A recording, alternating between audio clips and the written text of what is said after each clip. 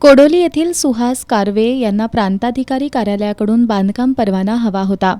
त्यांनी कोडोलीतील राजवर्धन प्रकाश पाटील आणि पन्हाळा इथला पृथ्वीराज मोहनराव दळवी यांच्याकडे कागदपत्र दिली होती. राजवर्धन पाटील आणि पृथ्वीराज दळवी यांनी स्वतःच्या फायद्यासाठी पन्हाळा प्रांत कार्यालयाकडील खोटा SR नंबर वापरून उपविभागीय अधिकारी यांचा खोटा शिक्का आणि खोटी स्वाक्षरी करून सुहास कारवे यांना खोटा परवाना देत त्यांच्याकडून 60,000 रुपये रक्कम घेतली होती.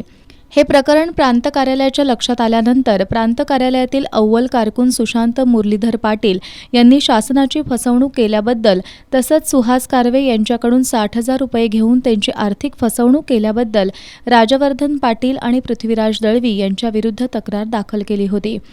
या तक्रारीवरून पोलिसांनी दोघांना अटक केली आहे. त्यांच्याकडील चौकशीत या प्रकरणात काखे इथला संदीप पाटील आणि पन्हाळा इथला प्रवीण पाटील यांची नावंही निष्पन्न झाली.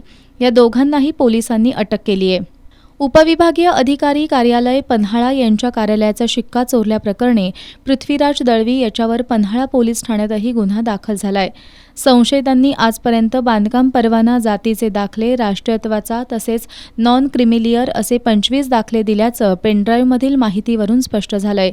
यामध्ये 5 दाखले तपासणीत सत्य प्रमाणित तर 18 दाखले खोटे असल्याचं निष्पन्न झालंय, तर 2 दाखल्यांची पडताळणी सुरू आहे.